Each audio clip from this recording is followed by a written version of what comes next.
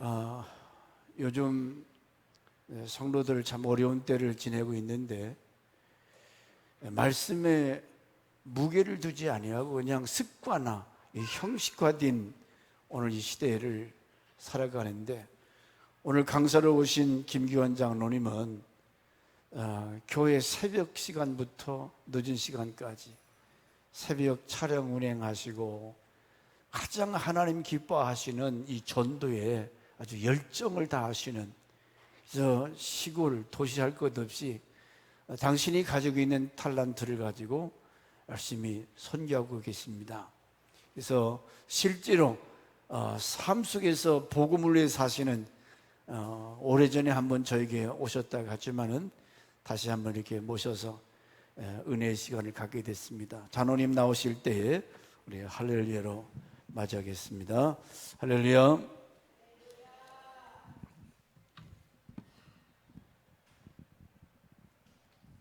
예, 감사드립니다. 자세한 것은 오후 예배에 말씀드리기로 하고 오늘은 말씀으로 바로 가겠습니다. 오늘은 우리가 읽은 성경의 시작을 이렇게 합니다.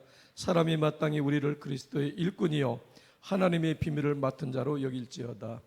오늘의 이 말씀을 선택하게 된 것은 오늘의 말씀이 고린도 교회가 분쟁과 어려움 때문에 여러 가지 문제들에 노출되어 있었습니다.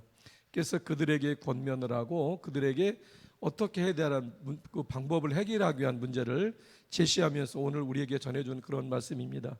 하나님의 말씀은 2000년 전에 혹은 그 이전에 전해진 말씀이지만 2000년 후를 살아가는 오늘 우리들에게도 동일하게 전달되게 됩니다.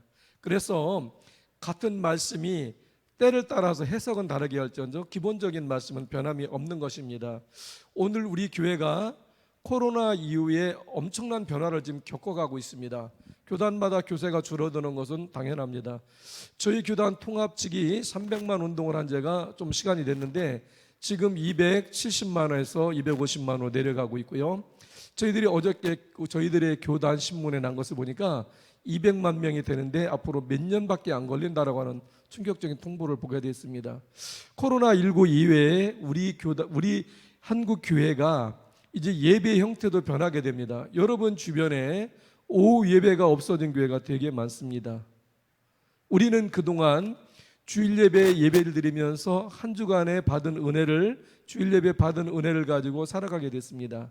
그런데 그것이 부족하니까 수요일에도 한번 하나님께 예배하며 말씀을 은혜 받게 되고, 이것도 부족하니 매일 새벽마다 모여서 우리가 하나님 앞에 기도하고 예배하며 그 은혜로 살아가게 된 것이 오늘 우리들의 모습인 것입니다.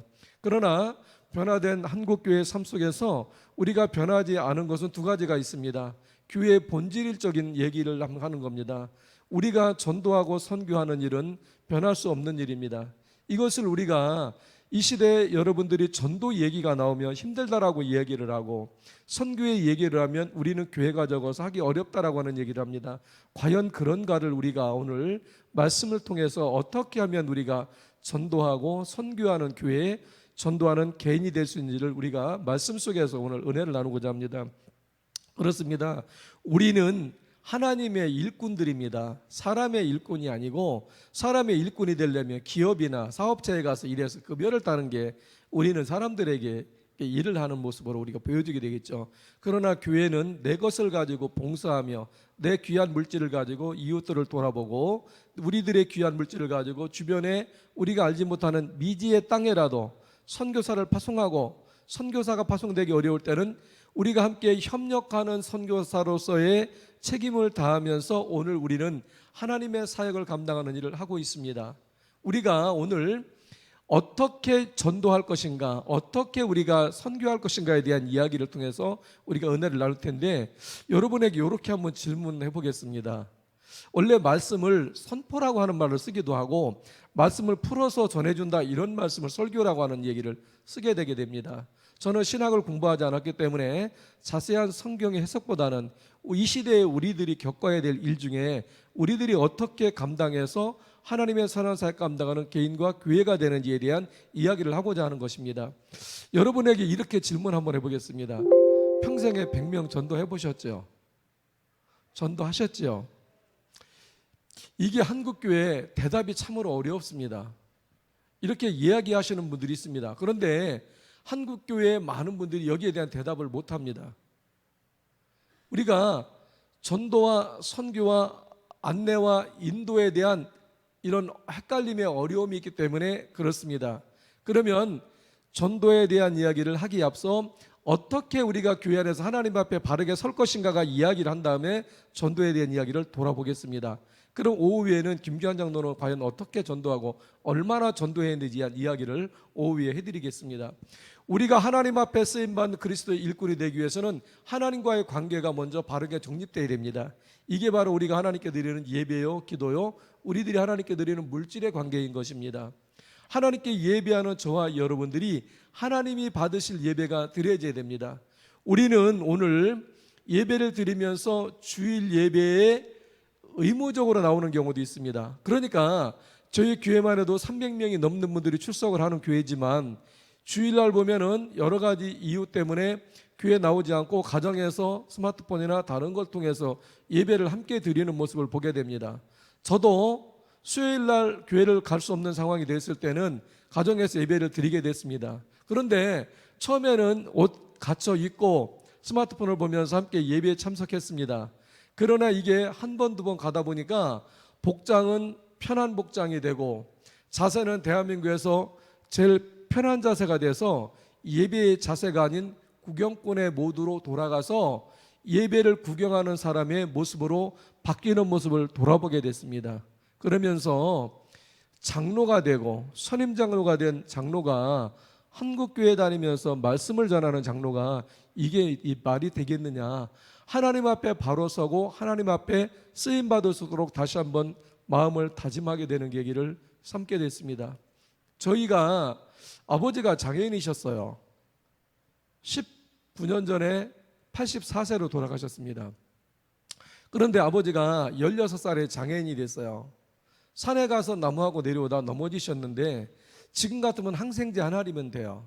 제가 제약회사에 43년을 근무하기 때문에 이런 것에 대해서 참 잘 알고 있는데 그 시골에 전라도 곡성에 아주 오지 마을에서 이 어린아이가 다리를 질질 끌고 다니는데 선교사님이 지나가다 보고 어린아이를 데려다가 살리기 위해서 다리를 절단했어요.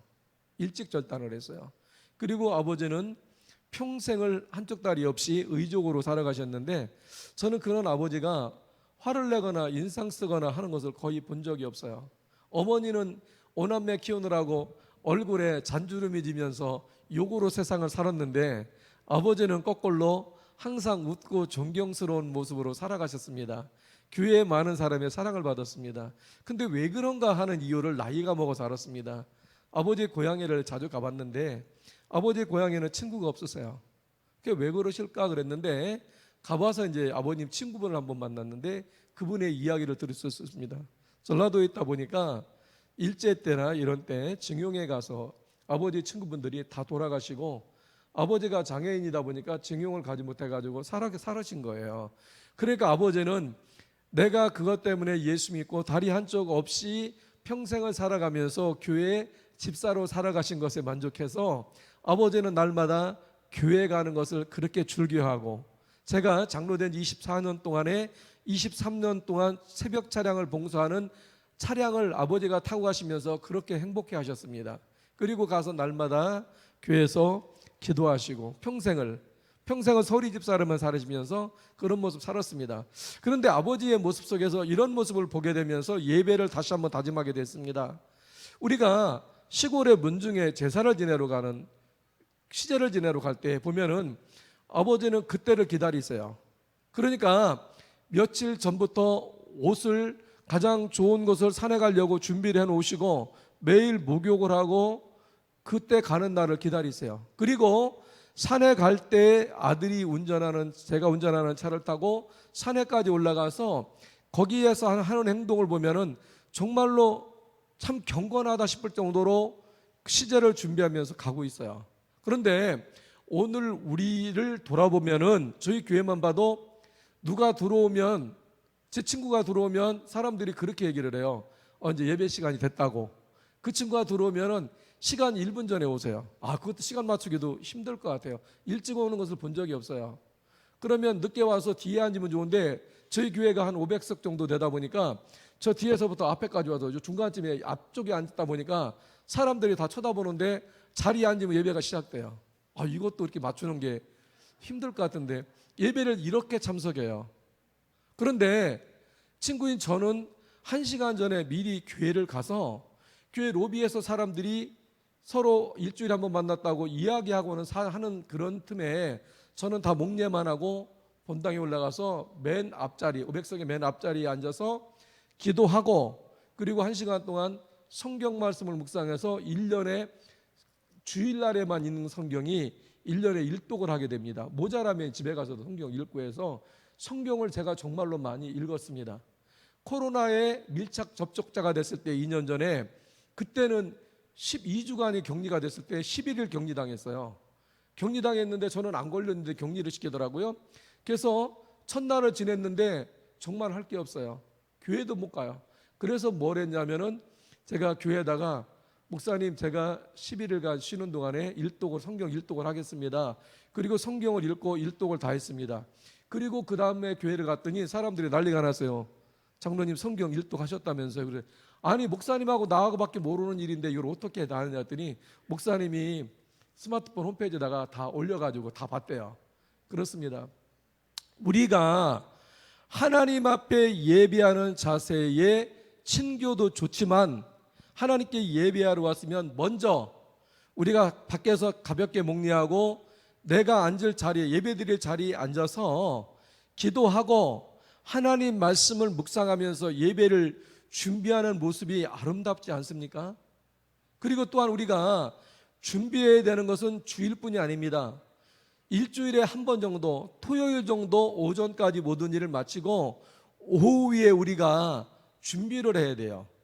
우리가 주일을 준비하는 자세로 한 주간을 돌아보며 잘못된 것들을 기도하는 가운데 내려놓고 우리가 하나님 앞에 바로 서는 사람의 자세로서 우리가 돌아와서 주일날 예배를 준비하고 이런 모습으로 하나님 앞에 와야 우리들의 빈 마음에 하나님 말씀이 채워지면 우리가 이 말씀 붙들고 살아가는데 우리가 준비하지 않고 헐레벌떡 교회를 오게 되면 우리들의 가득 찬 마음속에 하나님 말씀이 심겨질 데가 없는 거예요. 이게 그러다 보니까 말씀을 들어도 이쪽 귀로 듣고 이쪽 귀로 흐르니 여기서는 말씀을 들을 때 눈물이 나서 하나님께 회개하고 고백했지만 우리가 교회 문을 나갈 때는 그것을 다 교회에다 놓고 잊어버리고 나가기 때문에 우리가 교회 문을 나가면서부터는 세상에 살아가는 모습에 벌써 다 이게 혼돈이 되다 보니까 세상에서 말씀 붙도록 살아갈 하나님의 말씀이 없어져 버리는 거예요.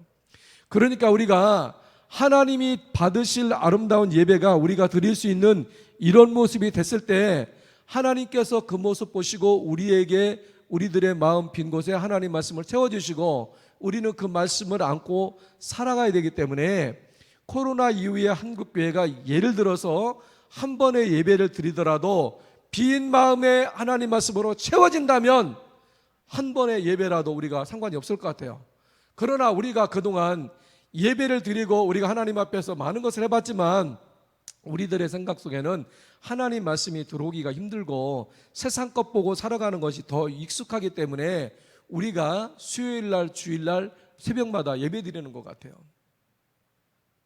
하나님이 우리들이 드리는 예배를 받으시면 모든 게 다 해결이 돼요. 그렇게 안 되기 때문에 오늘 우리가 예배에 대한 고민을 많이 하고 있고 한국의 많은 도시교회들이 지금 오후 예배 드리지 못하고 있습니다. 저희 교회도 안수집사 권사님들에게 질문을 했대요. 우리 목사님하고 당회원 중에 한 분이 가서 질문했는데 한 30몇 명이 왔는데 두 사람만 오후 예배를 드리자라고 얘기하고 나머지는 당분간도 쉬자라고 얘기를 했대요. 왜 그랬을까요? 한 2년 반 정도 놀아봤잖아요. 그러니까 이게 편하고 식사를 집에 안 하고 집에 바로 갔잖아요. 식사 준비하는 게 힘들었는지 식사에 대한 얘기는 한마디도 안 해요. 1년에 식사비 예산이 1200만 원이 잡혀 있어요. 쓰질 못해요. 식사 예산은 쓰지를 않아요. 식사를 안 하고 오후 예배를 안 드리니까. 근데 또 더 멋있는 사람들이 있어요. 식사를 해놓으면 또 오후 예배 드리는 사람 집에 못 가니까 식사하고 오후 예배 드리세요 그러면 또 교회에서 밥은 또 잘 먹고 또 가족끼리 또 차 타고 집에 다 가버려요. 오후 예배 안 드리고요. 이게 하나님 앞에 드리는 예배의 자세가 이러면 안 된다고 하는 걸이죠. 우리가 하나님 앞에 드리는 예배가 하나님 받으실 예배가 되면 이제 우리가 두 번째 조심해야 될 게 바로 우리 입술로 하나님 앞에 고백하는 기도입니다. 여러분이 하나님의 종입니까? 하나님이 여러분의 종입니까? 입술로 이렇게 고백하죠. 근데 우리들의 기도 속에, 우리들의 삶 속에서는 하나님이 우리의 종 같아요. 우리는 기도할 때 이런 기도를 합니다. 하나님, 이 자리를 하나님께서 채워주시리라 믿습니다. 이렇게 기도해요. 우리가 어떤 사업을 하면서 하나님, 이런 사업하는데 하나님께서 이 사업 잘 진행될 수 있도록 하나님께서 일꾼 보내주시고 이 일을 잘 감당하게 해주시리라 믿습니다. 그래. 그러면 묻고 싶어요. 그런 기도했는데 여러분들은 뭐 하실 건데요? 이렇게 묻고 싶어요. 우리가 기도할 때 하나님께서 이 자리를 채우시리라 믿습니다가 아니고 하나님, 내게 주시는 능력 안에서 우리들에게 부탁하신 이 자리를 채우는 일, 우리가 기도하며 말씀 묵상하며 우리가 하나님의 주신 능력으로 이 자리를 채우겠습니다. 이렇게 우리가 주의 종된 모습으로 우리가 일을 하겠다고 다짐을 해야 되는데 오늘 우리는 하나님께서 일하시라고 얘기를 해요. 하나님, 일꾼 보내주세요. 일꾼 보내주시면 뭐 할 건데? 우리는 안 하겠다는 얘기인가요? 우리가 어떤 일을 다 교회가 계획을 세우고 일을 할 때 우리가 마음을 모아서 그 일에 최선을 다하고 그리고 우리가 힘이 부족하고 역량이 부족할 때 하나님께 기도하면서 하나님, 우리가 하나님의 선한 사역 앞에 이렇게 열심히 하고 있는데 우리가 힘이 부족하니 하나님께서 준비해 놓으신 좋은 일꾼을 우리에게 보내주셔서 협력하여 선을 이루는 일을 하도록 도와주시옵소서. 이렇게 기도하면 하나님께서 일꾼을 보내주시지 않겠어요? 왜 우리는 가만히 있으면서 하나님 보고 일하라고 하나요? 왜 하나님 앞에 이 자리를 채우라고 우리에게 전도를 부탁하셨는데 왜 우리는 일 안 하고 하나님 보고 전도하라고 얘기를 우리는 하고 있을까요? 또 이런 일들이 벌어집니다. 우리 교회도 보니까 좋은 일꾼 보내달라고 기도해요. 저희 교회가 요즘에 등록교인이 갑자기 많아졌습니다. 왜 그런가 했더니 1, 2년 전에 교회들이 분쟁이 있어서 어려워졌던 교회들 중에 한 분, 두 분이 우리 교회에 와서 정착을 하는 과정에 이분들이 이렇게 많은 사람을 데리고 오다 보니까 매주 등록하는 사람들이 많이 늘어나는 상황이 생겼어요. 그러면 이런 생각을 우리가 기도하면서 해봐야 돼요. 우리가 하나님 좋은 일꾼 보내어 주시옵소서 해서 하나님께서 우리 교회에 일꾼 보냈어요. 근데 새로 오신 분들이 제가 보기에도 기존에 우리 교회 안에서 계신 분들보다 열심히 하고 전도는 다 그분들이 하시는 것 같아요. 장로님들 1년에 전도 안 해요. 안수집사 권사들 전도하는 게 별로 없어요. 그러면 새로 오신 분들이 어떻게 전도가 되느냐? 새로 오신 분들이 2, 3년 안에 오신 분들이 이분들이 전도하는 분들이 실제로 거의 다세요. 그러면은 새로 오신 분들이 기도하면서 우리가 좋은 일꾼 보내주시옵소서 해가지고 하나님께서 좋은 일꾼 보내주셔서 이분들이 교회 안에서 일하기를 원해서 당회가 이분들을 일꾼으로 부서에다가 자리를 잡아서 보내줬는데 교인들은 이렇게 합니다. 기도해서 보내줬는데 이렇게 얘기해요. 아니 장로님, 누구 집사는 온 지도 얼마 안 됐는데 무슨 뭐 부서장을 하고 뭐 구역장을 하고 뭐를 하고 왜 새로 오신 지 얼마 안 됐는데 왜 일을 시켜주세요? 아니 일꾼 보내달라며. 아니 그러면 일꾼 보내달라고 기도를 하지 말았어야죠. 그러면 입술로만 하나님 앞에 그냥 고백한 건가요? 우리는 우리가 할 수 있는 역량 안에서 힘을 다해 일을 하고 그리고 하나님께서 새로운 일꾼 보내주시면 이분들과 협력하여 이분들이 잘할 수 있는 일이 눈에 보이면 이분들이 일할 수 있도록 우리가 뒤로 한 발짝 물러나서 일할 수 있도록 조건을 만들어서 이 교회가 내 교회가 아니라 하나님의 교회에 협력하여 선을 이루는 참 아름다운 교회가 되면은 정말 이것보다 더 좋은 일이 없잖아요. 그러니까 여러분이 기도한 것을 한번 생각해 보시고 하나님께서 기도한 대로 해워주시는데 왜 우리는 거기에 대해서 또 불만이 있을까요? 내가 안 하면은 안 되나요? 내가 안 하고 하나님께서 보내주신 좋은 일꾼들이 이 자리를 대신 좀 하면 안 될까요? 이러다 보니까 이런 것들이 입술로 자꾸 사람들 입에서 나오다 보니까 이 얘기를 새로운 사람이 듣고 어느 날 안 나와요. 그래서 가서 이야기를 하다 보면 상처를 받은 이야기들을 해요. 그러니까 나는 무심코 하는 얘기지만 새로 와서 열심히 하려고 하는 분들의 들리는 소리는 이게 상처가 되는 거예요. 한번 상처받은 사람들이 또 다른 데 가서 쉽게 상처를 받기 때문에 우리가 기도하면서 정말 하나님께서 들어주셔서 그런 일들이 벌어지면 하나님께서 응답하셔서 우리에게 좋은 일꾼 보내주셨구나 하고서 그분들이 우리와 함께 일할 수 있도록 우리가 이분들이 일할 수 있는 자리를 만들어줘야 돼요. 기도하면서 우리는 너무 많은 기도를 하고 우리가 기도가 아닌 같은 그런 기도를 할 때가 있어요. 제 친구 장로가 있는 교회에 그 은퇴하신 장로님이 기도를 아주 얼마나 은혜스럽게 하는지 이분은요 기도를 15분을 하신대요. 그러니까 이 부분이 기도 강단에 올라가면 목사님이 어쩔 줄을 모르신대요. 3분 안에 끝나야 되는 기도가 12분을 까먹고 가니까 목사님이 설교할 시간이 안 되는 거예요. 아니 어떻게 기도하는데 15분을 하냐 그랬더니 친구가 흉내를 내더라고요. 이게 유성에 있는 교회인데 이 장로님이 기도 출발이 교회에서 출발하신대요. 교회를 한 바퀴 돌고 그 다음에 그 반석동을 한 바퀴 돌고 유성구를 한 바퀴 돌고 대전을 한 바퀴 돌고 대전의 인류평화를 위해서 기도하시고 이 나라 이민족을 위해서 기도하시고 세계 인류평화를 위해서 기도하시고 거꾸로 이렇게 들어와서 반석동까지 오는데 15분간 기도한대요. 그러니까 사람들이 막 기도가 길어지니까 목사님도 막 몸부림을 치고 성도들도 지금 유성을 지났네 이제 한국의 평화를 위해서 인류 평화를 위해서 갈 길이 멀고 이제 인류 평화를 위해서 기도했으니 반은 돌고 이제 반 남았구나라고 사람들이 이렇게 생각하면서 그분이 올라가서 기도하면 너무 힘들다는 거예요. 그런 기도는 새벽마다 와서 하나님 앞에 진솔하게 기도하면 안 될까요? 우리가 하는 기도는 대표 기도가 아니라 대신해서 기도하는 거잖아요. 성도들을 대신해서 내가 기도할 때에 준비된 언어와 준비된 내용으로 우리를 대신해서 꼭 해야 될 이야기를 우리가 기도해야 되는데 우리들의 기도 속에 보면 이런 기도가 있어요. 목회 기도의 많은 부분들을 우리가 함부로 하고 있는 것을 보게 됩니다. 저는 통합적교회의 장로이기 때문에 장로로 분회장도 했고 노회 안에 정치부, 규칙부 모든 부서를 다 해봤기 때문에 법에 대해서 좀 많이 알고 있습니다. 그런데 우리 교단에 쓰는 헌법책 뒤에 보면은 목회 기도의 여러 부분들을 이렇게 만들어 놓고 이것들은 목사님이 기도하실 때 쓰도록 했으면 좋겠다라고 하는 목회 부분의 기도가 있습니다. 근데 우리는 이런 기도를 다 평신도들이 해버려요. 예를 들어서 죄사함의 기도를 다 해버려요. 원래 죄사함의 기도는 목회자에게 우리가 양보를 할 수 있어야 됩니다. 예를 들어서 우리 교단에 대개 보면요, 통합적 교단에는 이 주보에 보면은 중간에 각자 죄사함의 고백의 기도가 있어요. 자, 지금부터 한 주간 살아오신 동안에 한 주간 동안 죄와 허물이 있으면 본인의 입술로 고백하는 기도 시간입니다. 그래서 이제 기도를 해요. 기도를 다 하고 나면 담임 목사님이 그날에 해결되는 말씀을 가지고 죄사함을 선포를 해요. 그 죄사함이 끝났어요, 오늘. 그런데 찬양하고 장로님이 대표 기도 올라가면 교인들 다 죽이는 일부터 시작해요. 죽을 수밖에 없는 죄인들을 이렇게 또 다 죽인단 말이에요, 장로님이요.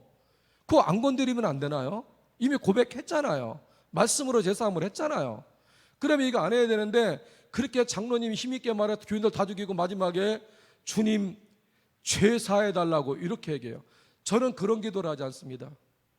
하나님, 우리가 기도 속에 미처 고백하지보단 죄와 물이 생각나거든 우리가 고개를 들기 전에 우리 입술로 하나님 앞에 죄를 고백하게 하여 주시옵소서 이렇게 기도를 해요. 그러니까 우리가 개인적으로 새벽마다 평상시에 해야 될 기도와 대표 기도에 이것을 헷갈리다 보니까 우리가 기도가 하나님이 들으실 기도가 아니라 사람이 들어도 저렇게 기도를 하나 이런 불편한 기도들이 많아요. 또 한국 사람들이 제일 좋아하는 것 중에 복에 관한 이야기를 우리가 조심해야 됩니다. 축복의 기도나 복의 기도를 원래 평신도들이 하는 게 아니에요. 이거는 목회자들이 평신도들을 향해서 하는 기도할 때 죄사함과 이 복에 관한 기도를 하는 거예요. 근데 우리는 아무 생각 없이 이런 표현을 많이 쓰더라고요.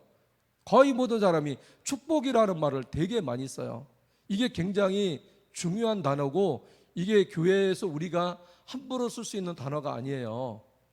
축복이라는 말을 정확하게 언제 쓰는 거냐면요, 목사님에게 가서 목사님 나를 위해서 축복하며 기도해 주시옵소서, 기도해 주세요, 이때 쓰는 말이에요. 왜 그러냐면 여기서 말하는 축복이라고 하는 말은 복을 빈다라고 하는 말이 있어요. 이 축자라고 하는 말이 한글로 우리가 정확하게 풀이를 해보면 이게 빌축자를 쓰거든요. 빈다라고 하는 말이 있거든요. 그러면 우리가 기도할 때 하나님에게 우리 교회를 축복해 주시고 성도를 축복해 주시고 이렇게 표현한 것을 직역을 해서 해석하면 하나님 우리를 위해서 복을 빌어 주시고라는 말이 돼요. 그러면 목사님이 축복이라는 말을 쓰는 건 어떻게 이해할 거냐? 그 내용을 알고 성도들에게 익숙한 표현을 쓰는 부분들은 우리가 이 정도는 우리가 이해를 하자는 거죠. 그러나 평신도들은 복에 대한 얘기를 함부로 하지 말고 복에 대한 기도를 하게 되면 이렇게 하면 참 좋습니다. 하나님, 우리 교회에 우리 성도님들에게 준비되신 하나님의 복을 허락하여 주시옵소서. 멋지지 않습니까? 하나님이 축복이라는 말을 우리가 써버리면 하나님이 누구한테 복을 빌면 빌 수 있습니까? 하나님은 복의 근원이시잖아요. 복의 근원이신 하나님께 복을 달라고 하면 돼요. 저는 기도할 때 그렇게 기도합니다. 하나님, 우리 시은교회와 이 땅의 민족교회들이 새벽마다 이 시간에도 하나님 앞에 기도하며 예배로 나아가고 있습니다. 하나님, 민족교회들이 하나님 앞에 부르짖고 기도하거든 하나님께서 준비해 놓으신 복을 한국 민족교회에 내려 주시옵소서, 이렇게 기도합니다. 이게 왜 이렇게 기도할까요? 배우고 훈련받았기 때문에 이렇게 기도하는 거예요. 그러니까 우리가 기도할 때 축복이라는 말 하나 더 우리가 어떻게 써야 되는지를 우리가 알고 써야 됩니다. 그리고 평신도들이 보면은 막 목회자를 축복하고 한국교회를 축복하고 축복이라는 말을 굉장히 많이 쓰는데 이렇게 함부로 쓸 수 있는 말은 평신도들은 아닙니다. 우리들의 적은 문제를 진솔하게 내놓고 우리 교회가 해야 될 일, 우리 교회가 감당해야 될 일을 진솔하게 내려놓고 이런 것들을 바라보면서 우리가 하나님 앞에 엎드려 기도해야 돼요. 기도는 원래 우리들이 하나님께 뭘 달라고 요구하는 게 아니고 하나님의 뜻을 구하는 게 기도입니다. 예를 들어서 하나님, 나를 향하신 하나님의 선한 뜻은 무엇입니까? 하나님, 내가 하나님 앞에 무엇하기를 원하세요라고 묻는 거예요. 하나님, 참 아름다운 교회가 하나님 앞에 어떤 일을 하기 원하세요? 우리 교회가 그 일을 감당할 때 하나님께서 좋은 일꾼도 보내주시고 우리 협력할 수 있는 좋은 사람을 보내주셔서 우리 참 아름다운 교회가 하나님의 선한 뜻을 우리가 이루어갈 수 있도록 도와주시옵소서. 이 땅의 민족교회들이 하나님 앞에 엎드려 기도합니다. 하나님, 이 땅 민족교회들이 향하신 하나님의 선한 뜻이 무엇인지를 한 교회 한 교회 한국의 민족교회들이 깨닫게 하시고 이것을 알고 실천할 수 있도록 하나님 도와주시옵소서라고 우리가 진솔하게 하나님께 묻는 게 기도가 돼야 돼요. 그런데 우리는 하나님과 알라딘의 램프에 나오는 거인과 이게 헷갈릴 때가 많아요. 하나님, 이거 해주세요, 이거 해주세요, 뭐 저거 해주세요. 우리가 하나님께 해달라고 하면 안 되는 거예요. 하나님께서 우리를 정확한 표현으로 성도라고 우리를 부르잖아요. 택하여 부름받은 사람. 하나님이 우리를 탁 찍어서 택해서 우리를 불러주셨대요. 그래서 우리를 성도라고 얘기한대요. 그러면은 택하여 부름받은 저와 여러분들은 하나님께서 우리를 보내주신 일꾼들이잖아요. 그러면 우리가 무엇을 하겠다고 하나님께 진솔하게 기도해야 돼요. 그리고 우리가 그 일을 위해서 우리가 하나님 앞에 쓰임받는 일꾼이 돼야 돼요. 우리가 기도를 거꾸로 하니까 우리가 기도하고 나서도 응답이 없다라고 얘기를 해요. 많은 사람들이 그렇게 얘기하더라고요. 하나님께 기도했는데 응답이 없다고 해요. 아니, 응답받을 기도를 하셔야지 왜 응답이 안 될 기도만 하고 응답이 없다라고 하냐고요. 하나님 말씀이 이 시대에 들리지 않는다 그래요. 아니, 언제는 하나님께서 사무엘을 어린 사무엘을 부르실 때 하나님이 부르실 때 사무엘이 하나님 앞에 가는 게 아니라 제사장에게 가잖아요. 이것처럼 우리가 하나님 앞에 엎드려 기도했다고 하나님께서 저와 여러분에게 즉답하는 게 아니고 하나님은 이미 하나님 말씀을 하는 게 아니라 성경을 통해서 우리들에게 말씀하고 계시잖아요.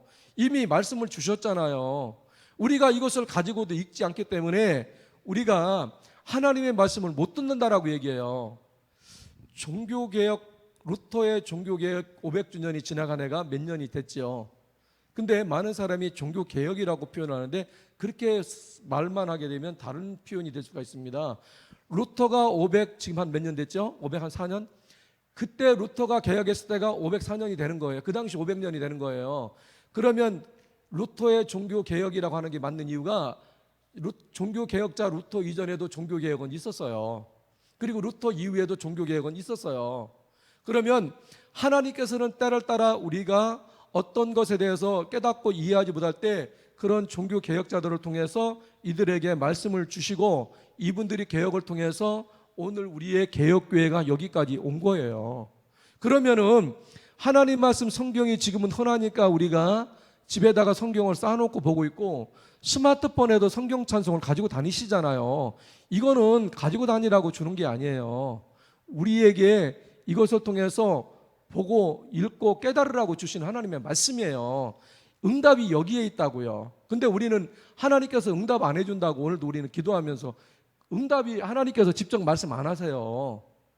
하나님은 성경을 통해서 목사님 입술을 통해서 주변의 사람을 통해서 하나님께서는 얘기를 할 때 우리가 들을 수 있는 준비가 안 됐기 때문에 이것이 하나님의 말씀인지 깨닫지 못하는 것뿐이에요. 그러니까 그 옛날에 종교개혁자들이 개혁할 그 당시에는 성경 말씀이 얼마나 귀한지 지하 창고에 성경책을 두고 밧줄로 걸어 매고 이걸 다른 일이 생길까 봐 이렇게 보관했던 거예요. 근데 지금은 성경이 흔하고 스마트폰에도 앱만 깔으면 얼마든지 볼 수 있는데 이렇게 옆에 있는 성경이 옆에 있다 보니까 우리가 거꾸로 성경을 안 보고 안 읽는 거예요. 이게 문제가 되는 거예요. 저는 집에서 성경책을 차에도 있고 집에도 있고 가는 곳마다 성경책을 뒀습니다. 왜 그러냐고요? 저는 우리 교단의 한국 장로교 출판사 이사로 있으면서 회계 이사로 있으면서 올해 우리 교회에 성경책을 다 바꿨어요. 성경책 가격에 우리 이사들은 30% 할인받는 가격이 있어서 성경책 우리 총회 교단에서 나온 성경책을 종류별로 다 해놓고 전 교인들에게 원하는 거 신청하면은 성경 앞에다가 교회 이름, 개인 이름을 실명으로 금박으로 다 찍어가지고 성경을 30% 할인한 가격에 이게 오래된 분들, 성경이 허름한 분들은 다 바꿀 수 있도록 해서 다 바꾸고 교회 빗지용도 엄청나게 사놓고 결혼할 신랑 신부들을 위해서 이 껍데기가 우윳빛 나는 그 신혼부부용 성경으로 바꿔놨습니다. 그런데 이게 아무리 많이 있어도 우리가 이것을 들어서 읽지 않으면 이것은 안 돼요. 우리가 이것을 들어서 읽으라고 성경이 있고 스마트폰 여러분들이 앱을 깔았다고 생각하셔야 돼요. 교회 가는 게 편하다고 스마트폰 가지고 와서 보는 거 그것까지는 뭐라고 할 수는 없죠. 그러나 이것은 우리가 읽어야 될 것입니다. 그러니까 여러분들이 교회 일찍 오셔서 아침마다 기도하시면서 성경 말씀을 내가 원하는 말씀을 한번 읽어보세요. 그러면 주옥 같은 말씀이 여기에 있어요. 그런데 평생을 교회 다니면서도 성경을 한 번도 전체를 안 읽어봤다 그러면 이런 게 문제예요, 오히려. 그래서 우리가 정말 기도하는 사람이라고 한다면 하나님이 들으실 기도의 응답이 될 수 있는 기도, 그리고 내 기도는 내 적은 이익과 유익을 구하시는 것이 아니라 우리들이 교회를 위해서, 우리들의 이웃들을 위해서, 이 나라 이 민족을 위해서, 통치자들을 위해서 기도해야 돼요. 어떤 사람은 그러더라고요. 대통령이 저게 대통령이냐고 막 이야기를 하고 교회에서도 막 이런 일들이 벌어져요. 장로님은 민주당이세요? 그래. 나는 예수님 당이고 하나님 당인데 나는 어느 당인지 아는데 그랬더니 아유 장로님이 하는 거 보면 분명히 더불어민주당 같다 그래요. 아니 내 마음을 쥐고 어떻게 이렇게 잘 알아요? 근데 진짜 중요한 것은요, 내가 무슨 당이 아니라 우리가 세워진 대통령을 위해서 우리가 기도해야 되잖아요. 저분이 잘해서 정치를 잘해서 우리들이 정말로 행복하게 산다 그러면 어차피 미워나고 오나 5년 세월에 끝나는 대통령의 임기인데 예수 믿는 우리들이 이런 모습으로 그들을 위해서 기도하고 다음에 또 정권이 교체가 돼갖고 다른 분이 대통령 하면 그분을 위해서 우리가 기도해주고 교회가 이런 멋이 있어야 되는데 교회 내 지도자들도 지금도 전광훈 목사 따라가고 나는 전광훈 목사님이 믿다고 없다보다는 하나님하고 친구라 그러고 뭐 하나님한테 뭐라고 한다고 하고 이런 얘기 들으면서 장로로서 눈물 나고 참 서글퍼요. 평신도 보기에 미안하고. 그런데 또 이분을 따라다니는 목사님들이 있고 어느 날 보니까 저한테 문자가 왔더라고요. 전광호 목사 저 강원도 원주에 오는데 이번에 여기서 다 모이자 해가지고 목사님들한테 메시지를 잘못 보내서 저한테 와서 저까지도 왔어요. 같이 오라고. 왜 이렇게 해야 되는데요? 돈 몇 푼 때문에 우리가 왜 교육자들이 왜 이런 일들이 벌어질까요? 오늘 우리 교회는 돈이 아니라 하나님 말씀으로 가야 돼요. 그래서 우리가 하나님 앞에 바른 예배와 우리가 기도를 통해서 바른 기도를 통해서 하나님 이것을 들으시면 한국 교회는 이제부터 우리가 전도하고 선교하는 일을 해야 돼요. 우리가 많은 교회가 전도에 대한 공포가 있어요. 많은 성도님들이 전도에 대한 공포가 있어요. 예를 들어서 여러분 교회가 여기에 계신 여러분들에게 총동원 전도주의를 한 달 뒤에 합니다. 이렇게 선포를 하고 나서 권사님은 한 사람에 몇 명, 간수 집사님은 몇 명, 집사님은 몇 명 데려오라면 그때부터 여러분들이 기도하는 게 아니라 누굴 데려올까 걱정 때문에 교회 오는 게 힘들어져요. 아니 총동원주일이 축제하는 주일이 돼야 되는데 우리는 총동원 주일 때문에 걱정하고 근심하고 있어요. 전도해 오라 그러니까. 근데 전도를 우리가 잘못 이해를 하는 부분이 있어요. 우리가 아무리 기도하고 우리가 하나님 앞에 바른 예배를 드려도 전도를 잘 이해하지 못하면 우리가 어려움을 겪어요.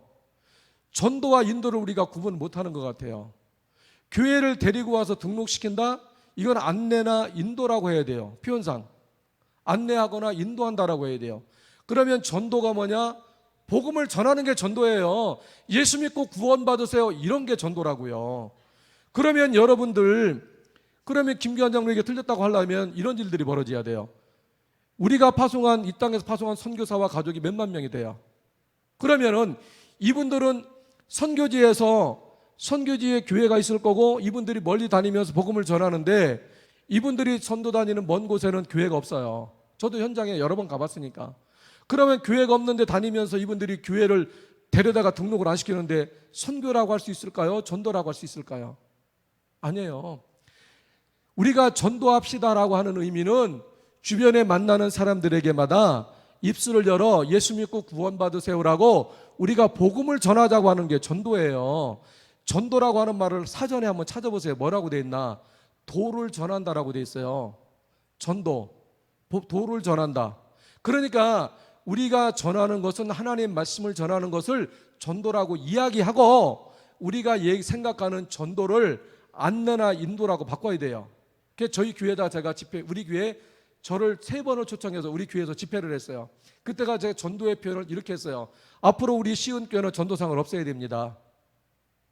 인도상이나 안내상을 줘야 됩니다. 왜?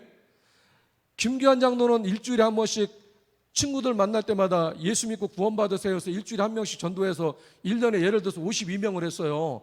아니 52명을 전도한 김규환 장로는 안 주고 2명 데려다가 인도시켰다고 전도상 주면 누가 전도하고 싶겠어요? 누가 전도하고 싶겠냐고요? 그게 전도가 아닌 건데. 그러니까 여러분들이 나도 전도상 주세요 얘기할 수 있어야 돼요. 나도 한 달에 한 번씩 내 친구 만날 때마다 예수 믿으라고 내 전했다. 나 1년에 12명을 전했으니까 나도 전도상 줘라. 어떻게 2명 전도한 사람이 전도상을 받냐? 내가 받아야 되는 거다. 이렇게 얘기할 수가 있어야 돼요. 그런데 오늘은 우리는 전도를 했는데 제가 물어봐요. 평생에 100명 전도해 보셨겠죠? 그러면 전도를 다 하셨는데 전도를 안 했다 그래요. 여러분들은요. 아니 오늘 강사로 온 김규환 장로는 여러분도 전도하셨습니다 그러는데 전도한 여러분들은 전도를 안 했다고 거꾸로 버티고 있는 거예요. 이게 이러면 뭐가 잘못돼도 잘못된 거잖아요.